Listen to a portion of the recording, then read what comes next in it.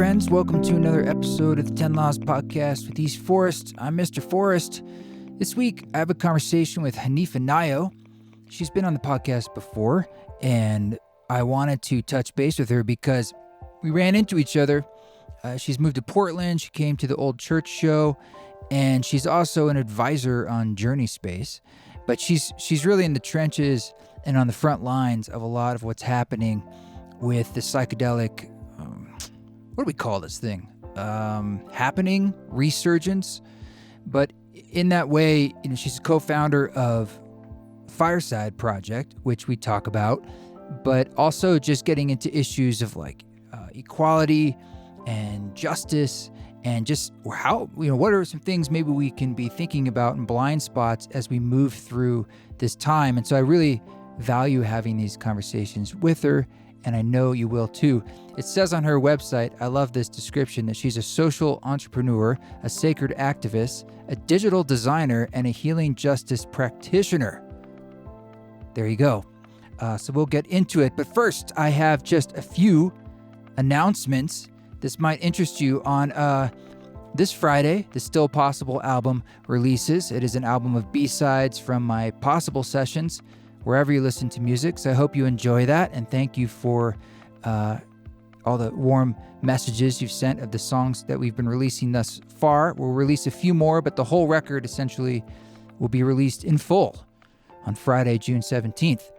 And on June 18th, speaking of Journey Space, we have a Journey Space online event. It's an online journey. And so you can come with us, and we have our online practitioners who will guide a group together in real time through a journey, including preparation, including integration circles. And I provide music that I have composed especially for this Journey Space journey that is not available elsewhere. It's a 4-hour experience, kind of like my Music for Mushrooms music, but this is new. So if you'd like to come experience that music and journey in any way that feels appropriate to you, check it out. JourneySpace.com or just eastforest.org, and you'll see that as part of the various tour dates. And speaking of tour dates, we've got a few things coming up. I'll be at the Arkadia, I believe that's how you pronounce it, Arkadia Festival. It's Aubrey Marcus's new festival that he's putting out into the world that is definitely forward-thinking, and he's doing this his way. It's going to be really interesting. July 14th through 17th in Wyoming. And I think I'm going to be in Ojai at the Doubleblind Festival really soon, June 25th. Our Esalen retreat coming up is sold out, but we're going to add another one December 9th through 12th. So if you want to get on the wait list to be the first to sign up for that, go over to my website. And we'll be at the Love Serve Remember Ram Dass retreat in North Carolina, up in the Blue Ridge Mountains. Very sacred space, August 25th through 28th. And more to come. So sign up on the newsletter, eastforest.org, and we'll let you know in a geolocated way when stuff is coming to you. I am down in southern Utah. I just got here. It's super duper hot, but the weather down here I wouldn't say is good. It's more like intense. And this is another flavor of it. So yesterday it was so hot, I went way up on the mountain. You just drive 15, 20 minutes up the mountain, and it was 20 plus degrees cooler. And I was up near 10,000 feet, took a lovely little stroll in the evening.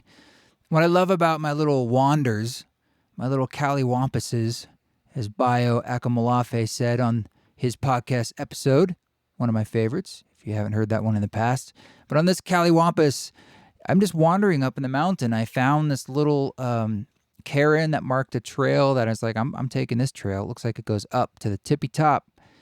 And I almost bailed because let me tell you, when you're huffing and puffing up a steep incline for a long time at 10,000 feet, it is, let's just say, more harder work than when you're at lower elevations. I mean, your heart is pounding pretty hard. But I'm glad I did it. It was worth it. I had to keep moving to keep the mosquitoes off me. I mean, at times the mosquitoes were like, I could hear them like a buzzing drone. And I was like, what is that? And I was like, oh my God, that is just like a bouquet, a blossoming is nuts. But if I kept moving, it generally worked.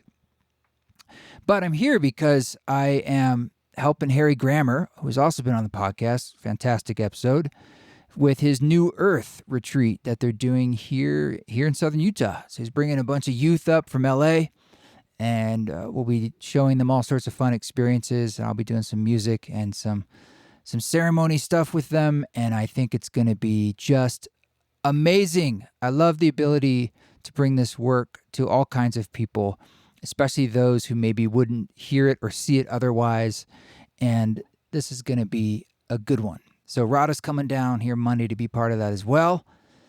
And other than that, I'm working on a new record, and I'm getting quite along, shall we say, maybe 70%, and I'm very excited about that. I have a temporary title I'll share with you soon. But over on the Patreon, sometimes I get to share like demos, and at the end of the month, on June 30th this month, we're going to be doing like a live stream gathering and live meditation music thing that's open to everyone on the Patreon. So whatever tier you sign up for this month, you can come join that. And you could quit if you like right after that. No big deal. It's not like any kind of commitment there, but I do appreciate the support, and it's a great way to support this podcast beyond just sharing it and saying hello at info@eastforest.org. You can do it on the Patreon. It's patreon.com/eastforest if you want to grab and check out everything else we have going on there. So let's get into this conversation with our old friend, Hanifa Nayo.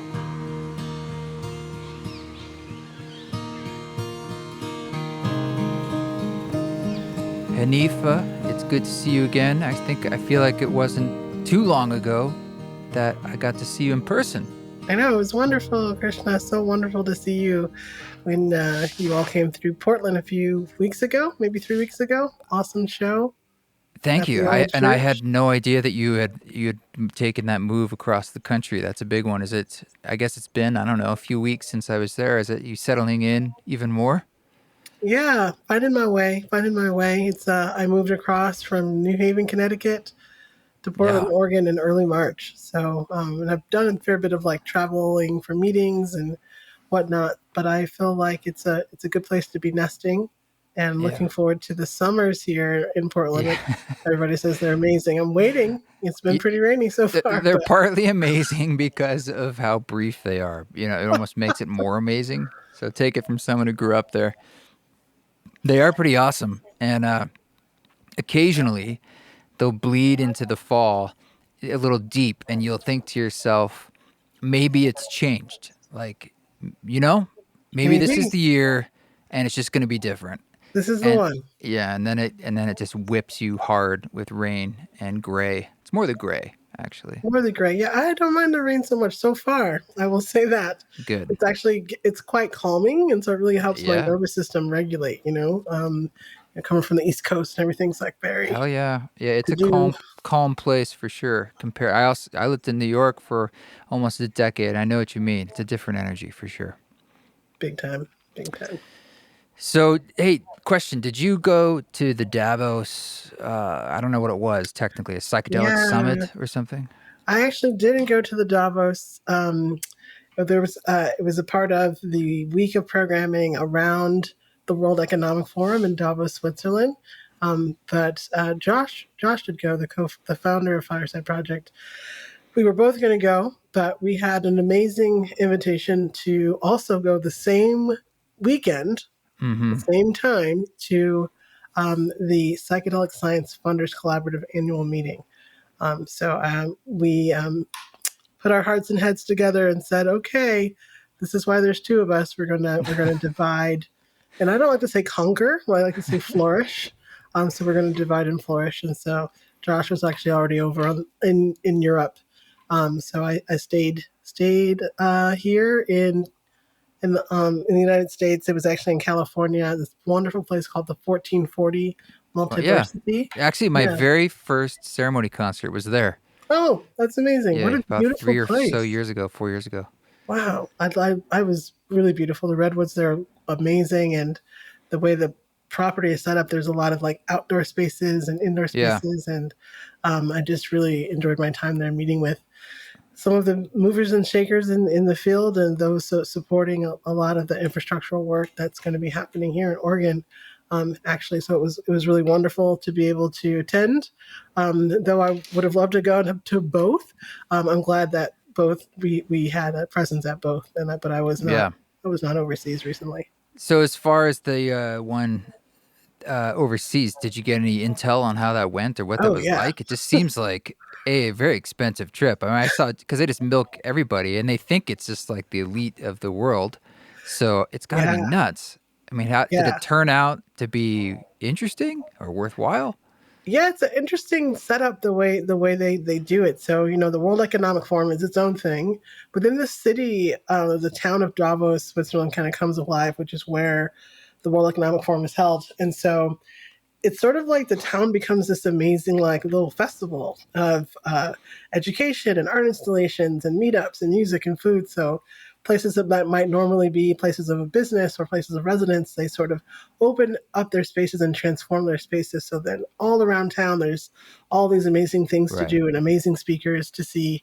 Fireside Project was invited to be a part of this first cohort that was called the medical psychedelic house of Davos.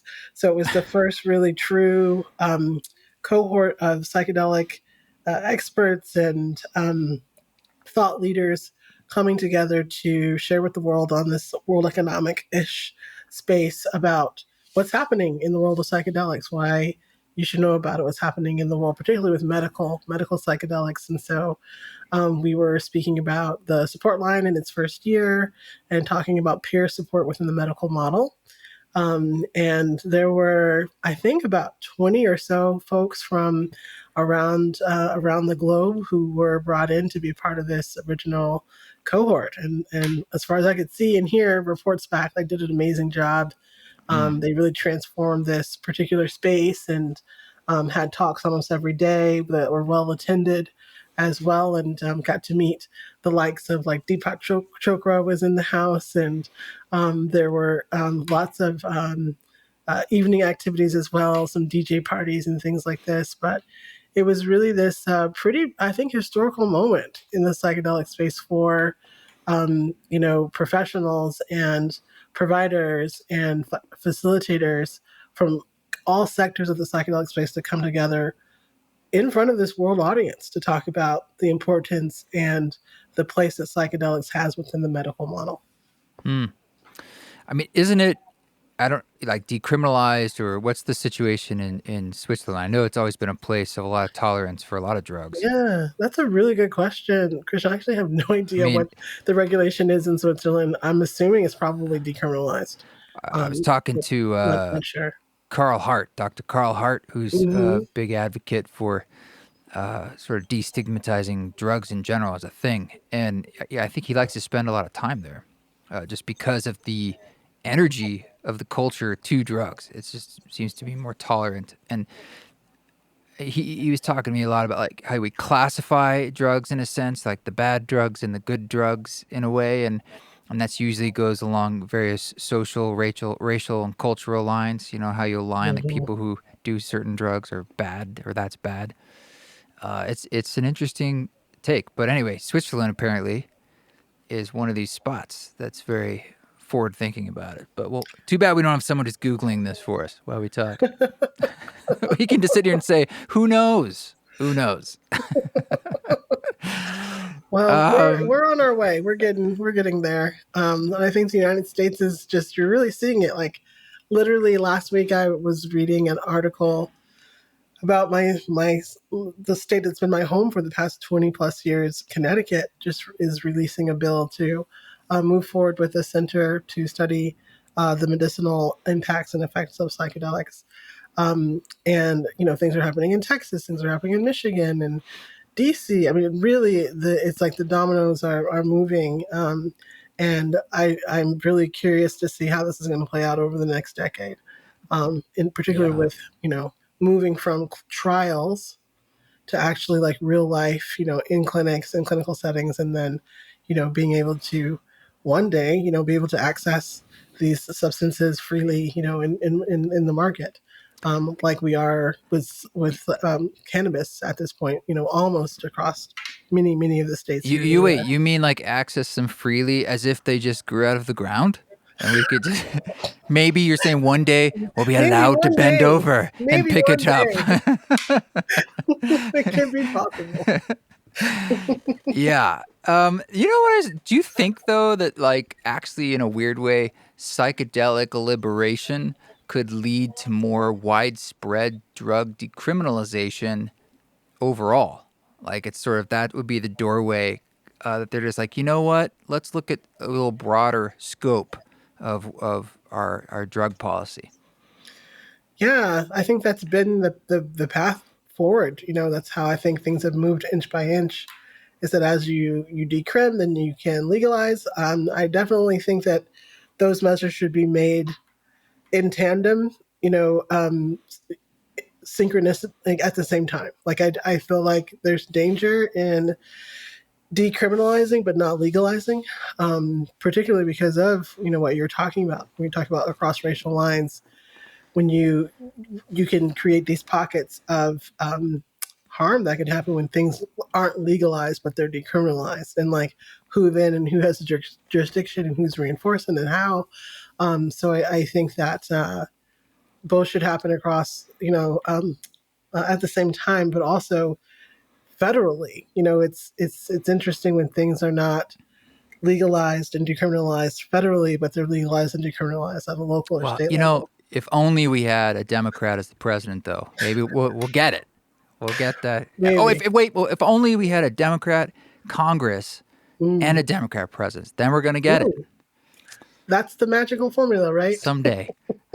Someday those votes will matter. It's funny because for a long time in the war on drugs, they said that marijuana was the gateway drug, and sure enough, it was the gateway legal proceeding to all drugs being, All of them. getting there to equality. Who knew? What I have a question. If you were able to like look into the future, and as you said, things are moving pretty rapidly, and let's say like 5 years from now, whenever, but it's like let's assume we're getting now much more down the line of availability and legality. Mm. What do you think then would be the leading edge of racial equality in the psychedelic space and therapeutic space when it's less about legality? The leading edge to me, particularly with um, drugs like psychedelics and psilocybin and cannabis, with these drugs that have been shown to reduce the impacts of stress, and to support healthy mental states, and to help relieve the body of trauma. When we get to a Yeah. place where treatments, coupling therapy, all types of therapy with drug therapy and use, like, so if you were able to couple cannabis or psilocybin or MDMA or any of these drugs that show promise for healing with therapy, and that was accessible for all people, and particularly for people who've been the most traumatized by systems of oppression in this country, as a form of reparations, that it was something that was covered by insurance, Yeah. that was free, or that there were certain, like, you get 10 sessions a year for free, just as a way of saying we understand the generational trauma that you might carry, and we also understand that that trauma lives within every day. As you move and live in this country, you wake up in the system, and in systems that can cause a lot of stress. And so here is a contribution, not the, but a contribution um, to your liberation and to your healing. That would be amazing. That'd be amazing. Yeah. I mean, I'd love to have that available to everybody. It's just like if you want to have supported work and sessions, it's there for you, and it's high quality. There we go. I mean, really, any sort of in addition to that, additional like mental health support, integration support, health, wellness support. Hey, why not healthcare? This is we're Universal talking healthcare? about little pieces of healthcare. It's like if we just had that one little morsel, oh, wouldn't that be great? Wouldn't it be amazing if we had universal healthcare? Oh, That's what a pipe dream. strange. If only we had a Democratic Congress, though. One day we could vote that in.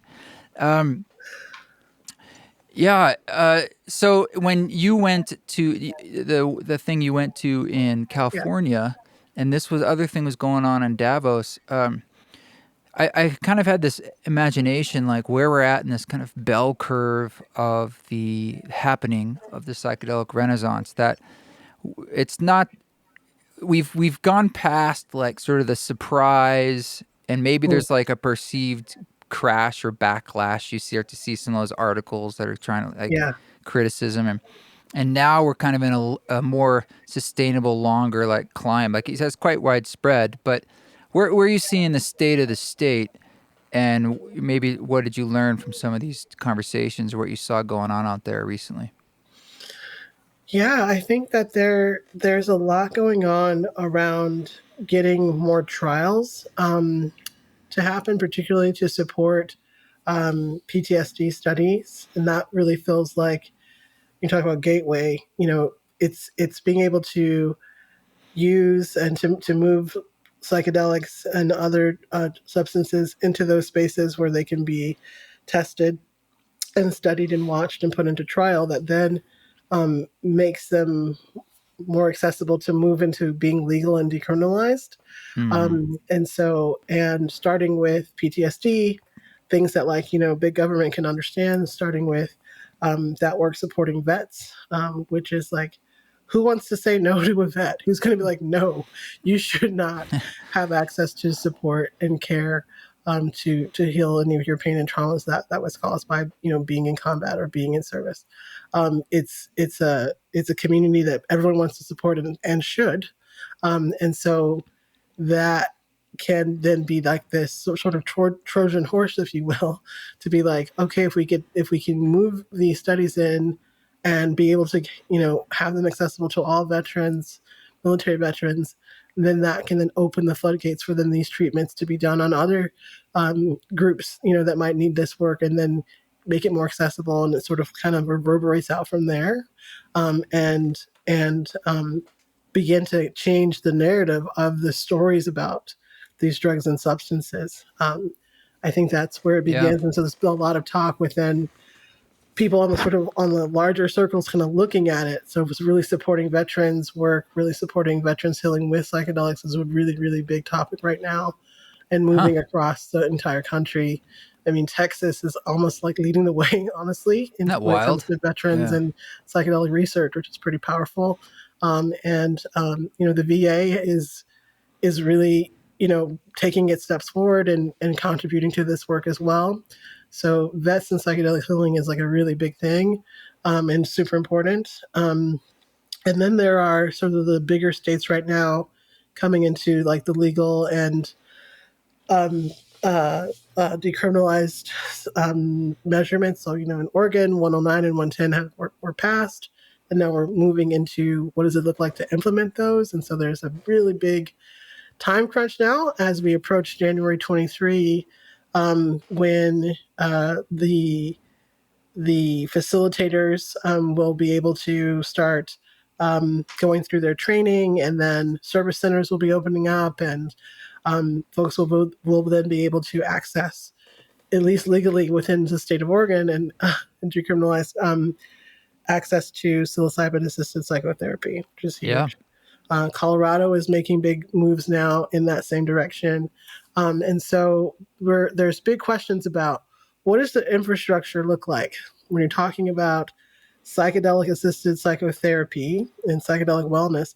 What are the institutions and organizations and pathways and procedures and guidance and boards of certification? What are all those? What does that infrastructural grid work look like? Um, how do we replicate things that work in the medical model so far, and how do we create things that have been missing and that are unique to psychedelic therapy? Yeah. How do we not throw out all the work that's been done in the underground, all the Right. knowledge that's been gained thus far. That's right.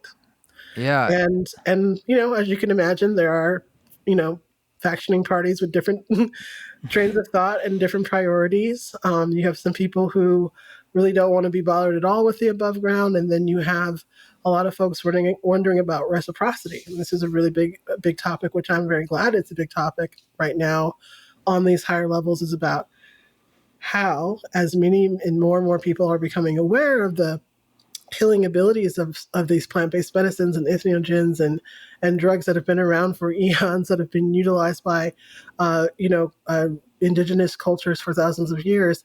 How do we look toward preserving these medicines? How do we look toward honoring them? How do we look toward also protecting and supporting the peoples and their ancestors who have held this medicine? And some of those people are some of the most impoverished and underserved and under-resourced people in this country. So what is it? What does reciprocity really look like beyond being a word we throw around and put on T-shirts? What does it actually look like to make sure that those folks are healthy and have access to care, that their medicines are protected, and that their generations of their people, will also benefit from this renaissance that is happening? yeah. Well, I mean, how do we do that, or is it just mostly it's about access, or not making it too you can't have a big paywall in the Well, way, definitely or is it access about is the biggest one. Access is huge, right? So having sliding scales, also like where are these places located? What does it look like to actually physically get there? As well as like the languages things are in, as well as being able to bring in parts of your own culture into these healing spaces. How do yeah, you go into a medical model, but bring your cultural lineage into that space and have it be welcomed? As well as, you look at, for example, right now, ketamine is legal, and coupled with therapy, and all different types of therapy. I'm going to say music therapy, somatic therapy, as well as traditional psychotherapy, really helps to alleviate depression. And we know that some of the indigenous communities in this country have the highest rate of suicide. And so to me, again, when I talk about reparations, I'm like, any possible way that we can get Native folks access to modalities that are healthy, that reduce stress yeah, and reduce the dependency on things like alcohol. Like, we should just be in any way possible, like making all the inroads to get folks this care. And so I think that reciprocity looks, first of all, it looks like education and knowledge. So like understanding, the ways in which you might have benefited, from these cultures and from people who've held this wisdom and knowledge. And then, when we talk about sacred activism, people are always asking me about, like, what is sacred activism? How does it work? So it's like, okay, once you are aware of like how you've benefited, what is something you can go do? It's not about necessarily starting a business or a coalition or passing a law, but like, what can you contribute to these groups? What can you, who else's awareness can you also raise about what's going on? And then I think that, it's about education, it's about awareness, it's about access, but um, it's also about, like, again, like this law of just like not taking more than you might need as well. sure. And when it comes to the medicines, but also just like how we live in this society, like resources beyond We're not psychedelic, good at that. Yeah, yeah. yeah, we're just really We not. like we like taking it all.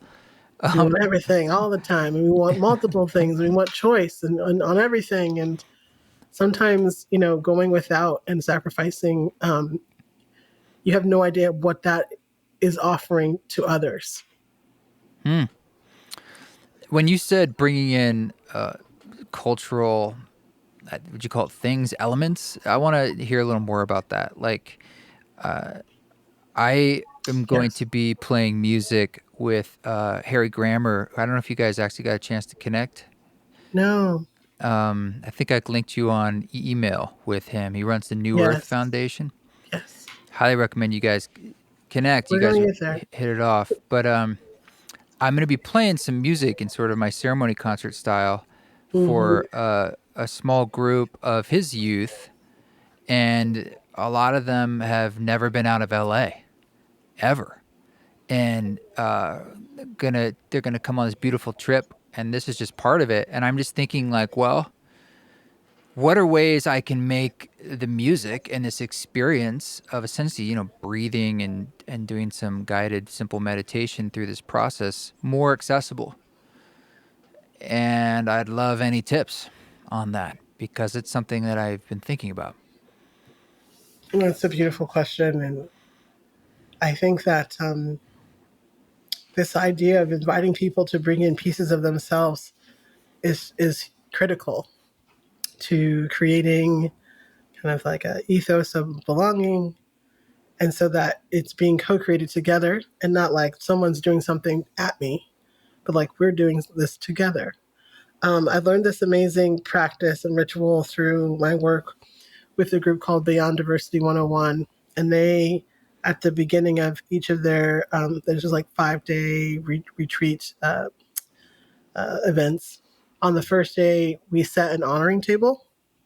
And so each person brings with them something that's important and significant to their identity. It could be something that has to do with ancestors, but it could not. It could be something like an artifact or something you found or that was given to you or that you made. It could be a picture of someone important or anything that just like holds relevance. We all have these different things. This beautiful stone that's shaped like a little butterfly that I found on this hike during a really hard time in my life. And so you bring something, with you that you want to offer to the group, and then you bring something that's really for you as well.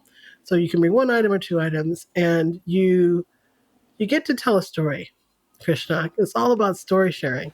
As much as you can pull people into their story, and then have people be able to like listen fully to each other's stories, it just creates an ethos and a way and a connection. And then you set the table, and so then your little artifact and your offerings are on the table with everyone else's, and you sort of pass by it every day, and you can, spend a moment sort of reflecting on it. And then they usually have like a little something that makes noise. So after you say, "Hey, I'm Hanifa, and these are the things I'm sharing," and you place them on the table where you want, you kind of there's like a little bell you can ring or a little handheld piano thing you can play, just like sort of a sound that sort of reverberates out. That's sort of connected with this thing that you've put on the honoring table. I find it to be a tremendously powerful experience. And when I collect my little things up at the end of the retreat, they also then carry, right, the energy and the vibrations of this experience and all these people that I was connected with. I find things like that to be quite powerful, because then you're setting the space and the intention with everybody there. And so you're doing this thing together. And the more you can bring people to contribute to a healing space, I think the more impactful and the sense of ownership people have within it. Well, I like the honoring table. You're talking about offerings. What are the offerings? How do you frame what the offerings are to or for? Yeah. So you can say, okay, you're bringing something for yourself, and then you're bringing something for an offering, and that could be like it could be like a rose water, for example, or it could be here is a deck of sort of what do they call them? Not tarot cards, but the sort of like meaningful. Here's a book of mine, and here's one of my favorite quotes that's highlighted here. You can pick this book up and read from it if you'd like. Here's someone from their tradition might bring tobacco as a sacred honoring, and tell people this is how it works. You take a pinch and you offer it each day, when you pray in the morning. So it's really up to the individual, and it really helps to bring in their culture. And like I'm talking about little C culture and big C culture. So like their own personal things that they've developed, but also if there's like larger cultural things that they want to share with the group. Yeah. Cool. Cool. Yeah, I think overall over that whole experience, I would hope there's a lot of story sharing Yeah. and listening, just sharing, telling stories, having space for that. Yes. I think is beautiful. So I know this is just a part of that larger experience, but that's It's going cool. to be Super amazing. cool. Yeah. I hope I can get to do more things like that. And I wish, I hope you can be involved at some point if you like, Yeah, if that I'd love aligns. to. I'm just a little cog in the machine, but We're all little spinners. One of my first experiences working with young people was at this amazing program called Nature's Classroom. And I work with young folks up in this sort of small town in Connecticut called Iverton, Connecticut. And I remember most of the youth that came through Nature's Classroom were from, you know, wealthy sort of suburban schools, and they were amazing, beautiful. And I remember the first time we had students come from like New Haven proper, and they were all brown and black kids, and the it was just a beautiful experience. For one, for them to see me there, right? Because most of the teachers who I worked with were not people of color, and so when I would work with the groups that I would walk with in the woods, we take these walks in the morning and in the afternoon, and also there were some like nighttime activities in the woods. Just the potential that was there was just so different, like the appreciation that the young people had, and like also like the fear that they carried. And I was very aware of that fear, to be in the woods as the young person, brown and black. Sometimes it is very difficult to like be at ease, because there's a lot of historical fear around being alone in the woods, and we're just acculturated to be like to do things that are safe, and so being alone in the woods not safe. So to be able to take it easy, to go at a slow pace, to like listen to what they wanted to do out there, as opposed to me being like, I'm going to tell you what to do and I'm going to tell you how to get healing or whatever. I will tell you how to sharing that heal. power. Yes, in the woods. I will not say that phrase. Yeah. Yes, but they just being like not taking anything for granted, and so just even just like dropping down into a meditation of like let's just do it, an ear meditation. Sit down. You can sit back to back with a buddy, so you got someone supporting you. Close your eyes and just listen. Just listen and breathe. And what do you hear? And the conversations we would have after like 15 minutes of just listening, amazing. Oh, I heard the leaf crinkle, and then I saw a beetle crawl out from under it.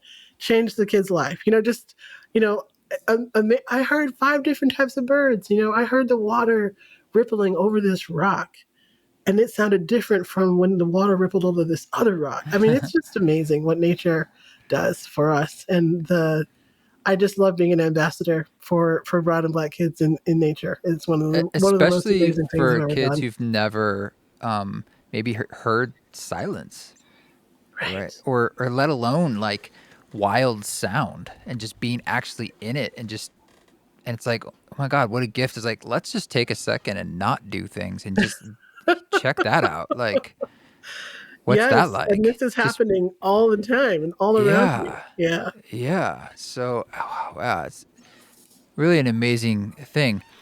Do you think, like, as far as like rites of passage as a form of development for all humans, like this is something we might have as part of our forward thinking on psychedelic medicines, or not, as a way to help people become adults? The question is, About like rites of passage and right. psychedelics, like that, we don't really have them anymore, and maybe we bring some of that back, and maybe instead of it being like old school, like go out for 4 days and hope you survive and kill an ox and bring it back, and this is more like you're gonna go to the clinic, and have some therapy sessions and work our way up Empathy to this therapy. beautiful MDMA session, or and we're gonna work through a bunch of things, and Yeah. then you'll hopefully, maybe that helps you develop, perhaps. I think what you're really touching on is like, it is this sense of like, how do we help each other like grow and develop, in together in community, like this rites and the rituals, right? Yeah. I think that we have moved away so quickly it feels like from that how we hold each other in community as we grow spiritually and um, as we grow to understand our wounds and move toward healing them. I often feel like we're taught in this country to do those things that are hard alone, but celebrate together and be in the good vibes together. But what does it mean to be in the grit and the guts and the pain and the stingy and the wonderment and the anger and the grit of healing and becoming into awareness of what's really hurting us, which is I feel like psychedelics do a great job of doing, and it includes all of these emotions and all of this potential of places and feelings you can go. And I love that as I would love to see, and I think I maybe talked about this before, but just like, and it's a practice I'm building into my life, is like having a small cadre of people who I work, am with over a long period of time in every season, coming together once a quarter, usually around the times of the solstice or the equinox, to do a check-in, spirit consult, like what's going on, what did you bring into the world, what patterns of pain were you still, working through this season, what are you manifesting, what are you grateful for, and to really do this like with the aid and support of medicine or ethnogens or plant guides, and to then have time to then like integrate that. And I think that like regulating or sort of normalizing that type of conversation, even without any sort of medicine, I think is super powerful for people to know that they have a group of folks that might include some of their family members, but might not, that are with them on their journey through life. And when we talk about rites of passage, we we forget about all the other pieces that are associated with that passage, and that people stuck together, like for long periods of time, and like tracked each other. So it's like I feel like we have rituals and we do things, but they're just disjointed and not in any sense of community. And that is definitely the world, and I have a longing for people to have that sense of belonging to each other. Witnessing one another over time, tracking, support, no doubt. And we supplement a lot of that these days with apps and social media. I mean, I see kids, they don't even have as much of a desire to even have friends that they hang with. Like, I don't know how you grew up, but mine was pretty old school. I was like one of the last generations of, you did what you went out to the woods and the creeks and the streets, and you got into trouble, and fly kites and ride bikes, and I don't see that anymore. Like, even when I go to college campuses, like my old college, I was there a while back, and I was like, where is everybody? When we were here, like everyone was out on the quad in between. That was like the time you got to hang out. It was awesome. It was just that's my best memories. And they're like, well, everyone is online. They're all in their rooms. They're connecting, but they don't do it in person anymore, really. Parties here and there, but. Gosh. Yeah, when I graduated college, like maybe the year before I graduated college, like cell phones finally came. Like the incoming class of freshmen all had cell phones, and we were like, "Why do you need a cell phone? Like, who do you need to call?" Which is the one thing we don't do with cell phones really is call anyone. Right? In terms of everything else, we still call it a phone, but it's like that's the one thing we rarely do. I know, it's so weird. Like you're like everyone. I'm like, I just call people if I'm thinking about you, or if I had a dream where you popped in my mind. Like, I'm gonna call you. And so many people are just like, here's my calendar. How dare you not schedule this call? Yeah, like you have to schedule everything. So bold. Yeah, I have a handful of people who are just cold callers, and there's only a couple of them in my Rolodex left. But they're old school. They just call. Like, hey, I gotta talk to you. And for some reason, that's weird now. Where it's like, oh my god, this person. Like, can you believe they had the audacity did you? Do you want to Zoom or? I know it's very odd. Yeah. Well, speaking of calling, the Fireside Project Yes. is not video calls, right? It's just Nope. audio calls. It's old Audio and school. text. You use that phone as a phone, and Right. what's working? What are you wanting to improve? Where is it at right now? Fireside Project. Yeah, Fireside Project. So Fireside, we are rocking and rolling. So we just celebrated our first anniversary in Yeah, April. congrats. 1 year on the 14th of running the Psychedelic Peer Support Line. And we served, to date now, I'd say we've served about 3,400 people at this point via phone and text. And, people are calling in. We are supporting people while they're actively tripping, and we're also supporting people who are processing any past psychedelic experience.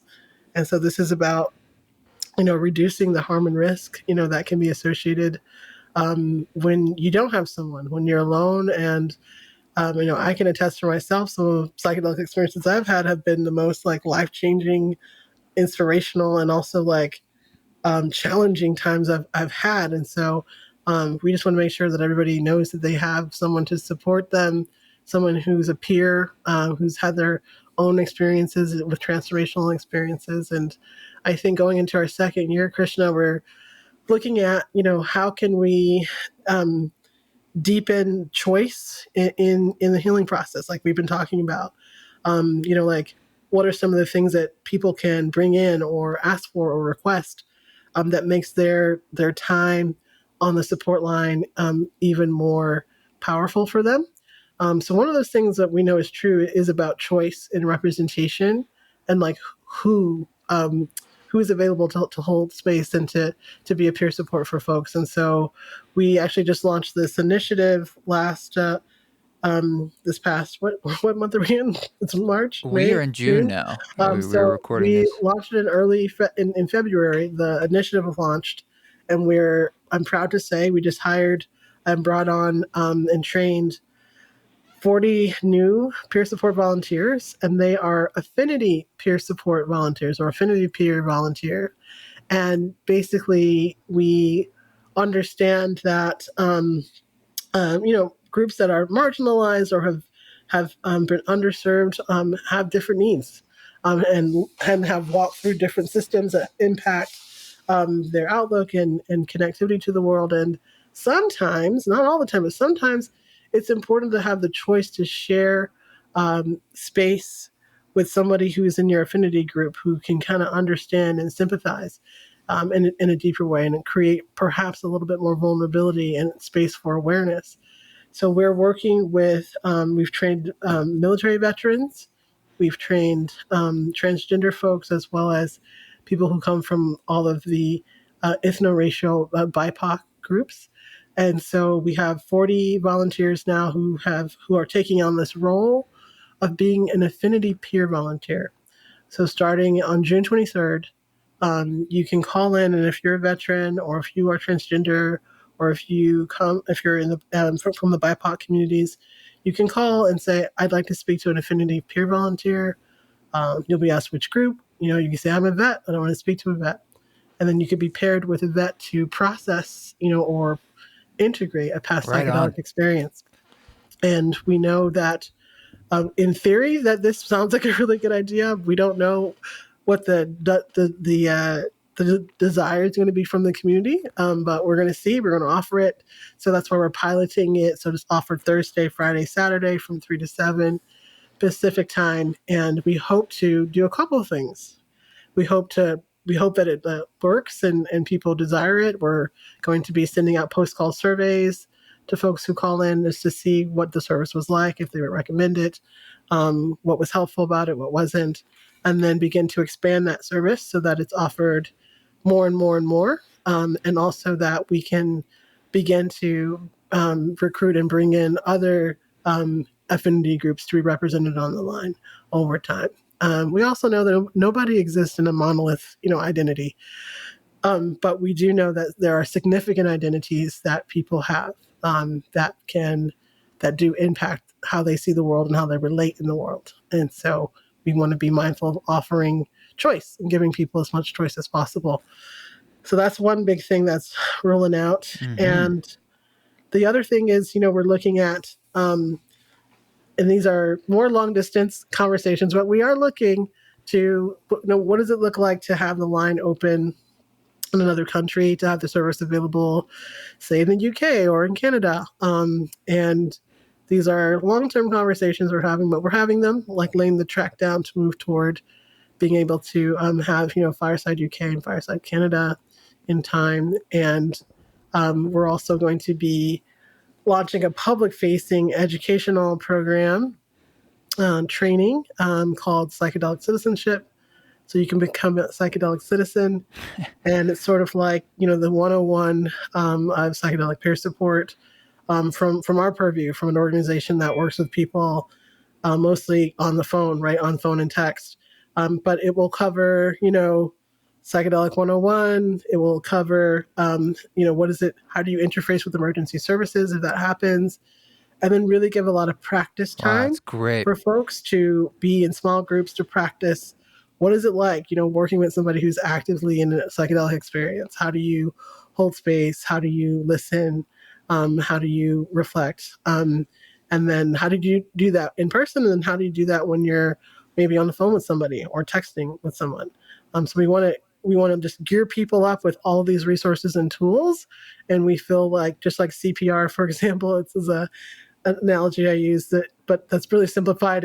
But thinking about, like, you take CPR, like you learn CPR because it could save a life. It could save your life someday. Like, let someone else knows how to do CPR. It's a basic tool. It's a skill everybody should know. And we feel the same way about being a psychedelic citizen, like knowing how to be with somebody who's in a psychedelic experience, how to recognize that, and then how to talk and sit and be with them could really save someone's life someday. Hell yeah, and yeah. we should all know how to do that. When in doubt, put on some East Forest music. That's right.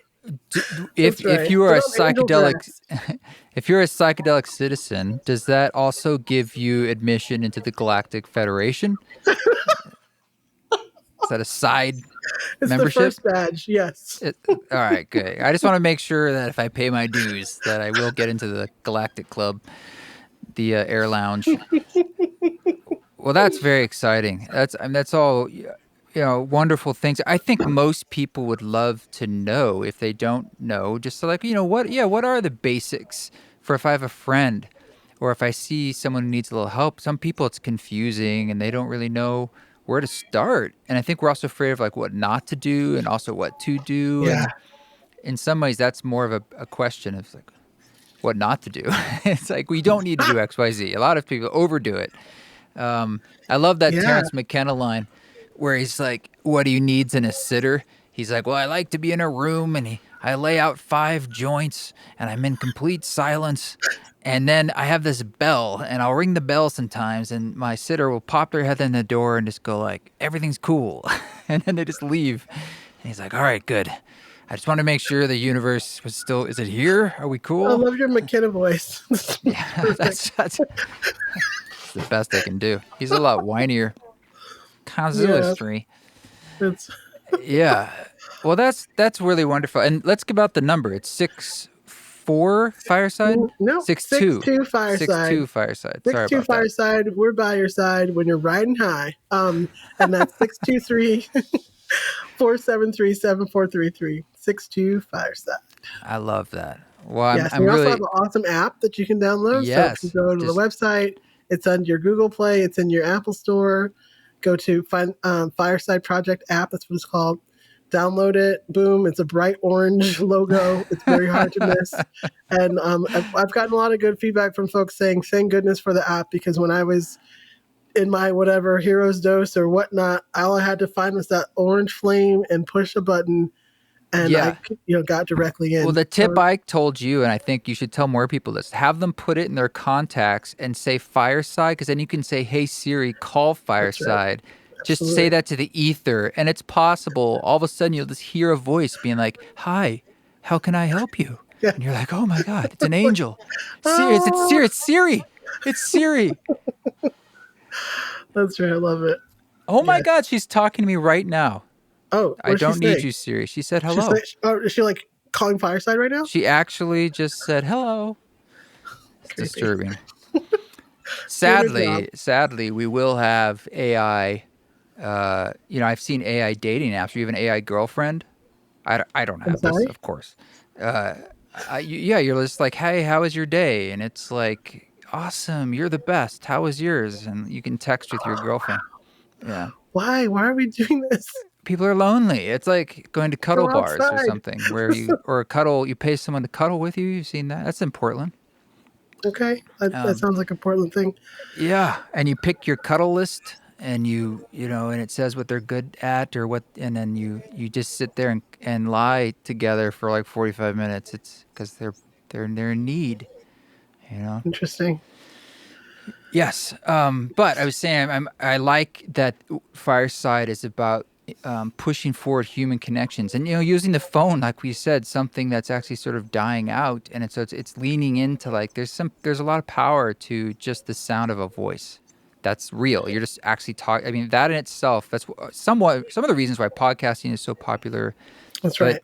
you add to the element of the person's actually just there in real time listening to you. I know it sounds crazy, and it's really powerful. I mean, It's so that is probably the powerful. most powerful connective tissue there beyond other things you could add into it.